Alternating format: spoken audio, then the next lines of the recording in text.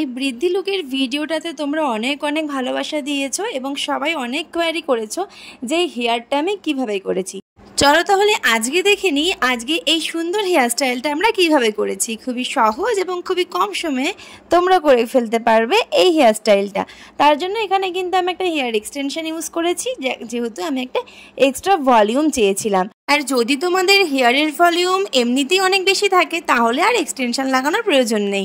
কিন্তু যদি তোমরা মনে করো যে না রিয়েল হেয়ারের চেয়েও আমরা একটা আলাদা ভলিউম চাই, তাতে দেখতে অনেক বেশি সুন্দর লাগে। দেখো এখানে আমি কিভাবে এক্সটেনশনটা লাগালাম তোমরা দেখেই নিলে। এইবার যে ওপরে আমি পাফ এরিয়ার জন্য যে চুলটাকে আমি রেখে দিয়েছিলাম সেই চুলটাকে এবার হালকা হালকা করে ব্যাককম করব। এবার আমি স্টুডেন্টদেরকে দেখাচ্ছিলাম যে আমরা ফার্স্ট টাইম ব্যাককম যখন করব ব্যাককম কিভাবে করব এবং সেটাকে কিভাবে রিমুভ করব। যেহেতু এটা আমার ক্লাসে একটা স্টুডেন্টের ডেমনস্ট্রেশন ছিল, তো সেই জন্যই আমি কিভাবে ব্যাককম করা এবং কিভাবে ব্যাককম রিমুভ করা দুটোই ক্লাসের মধ্যে ওদেরকে শেখাচ্ছিলাম। তো সেই জন্যই সেই ক্লিপিংসের মধ্যে ওই ক্লিপিংসটাও অ্যাড হয়ে গেছে।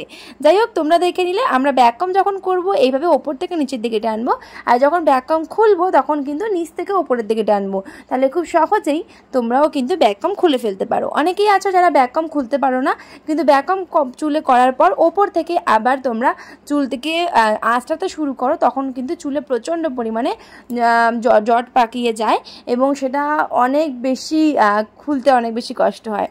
তো এখানে দেখো আমি যেহেতু পাফটা একটু মানে সুন্দর প্রমিনেন্ট করতে চেয়েছিলাম, সেই জন্য স্টুডেন্টদেরকে দেখাচ্ছিলাম যে আমরা কীভাবে কোন এরিয়ায় কোন হেয়ারটা নিলে কীভাবে পাফ করতে পারবো। তো তোমরাও দেখে নাও, আশা করছি তোমরাও অনেকটা শিখে ফেলতে পারবে। দেখো নিজের হেয়ার দিয়েই কত সুন্দর একটা আমি পাফ ক্রিয়েট করে ফেলেছি। এখানে না কোনো ফাইবার অ্যাড করেছি, না কোনো এক্সট্রা স্টাফিংস অ্যাড করেছি, শুধুমাত্র চুল দিয়ে ব্যাককম করেই এবং শুধুমাত্র একটু হেয়ার স্প্রে ইউজ করেই আমরা সুন্দর একটা বুফন রেডি করে ফেলেছি।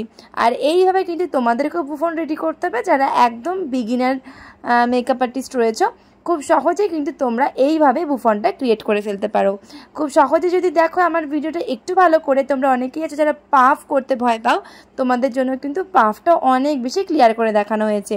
এইবার দেখো এইখানে কিন্তু আমি পাফটা করার পর যে চুলটা রয়েছে, যে আমার এক্সট্রা চুলটা রয়েছে, সেই চুলটাকে এবার আমি একটু ওপর থেকে টং করে নেব। তাহলে আমার নিচের যে অংশের যে এক্সটেনশনের হেয়ারটা সেটার সাথে অনেকটা অ্যাডজাস্ট করে যাবে। এইবার তোমরা এখানে একটু শাইন স্প্রে দিয়ে এবং হার্ড স্প্রে দিয়ে তোমরা ভালো মতন তোমাদের মতন কিন্তু অ্যাডজাস্ট করে নিতে পারো হেয়ারটা। এবার ওপরে যে হেয়ারটা রয়েছিল ওই হেয়ারটা কিন্তু আমি খুব সহজেই কার্ল করে নিয়েছি একটা আইকনিকের টঙের মাধ্যমে।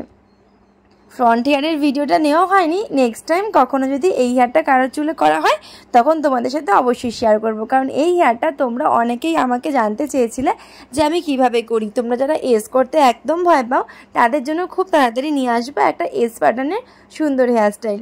যাই হোক আজকের এই ভিডিওটা তোমাদের কেমন লাগলো, এক্সটেনশন লাগানো এবং বুফন ক্রিয়েট করা এই ভিডিওটার মাধ্যমেই দেখানোর চেষ্টা করেছি। যদি তোমাদের আজকের ভিডিওটা ভালো লেগে থাকে অবশ্যই কমেন্ট করে জানিও, আর এরপর আর কীরকম ভিডিও দেখতে চাও সেটাও জানিও।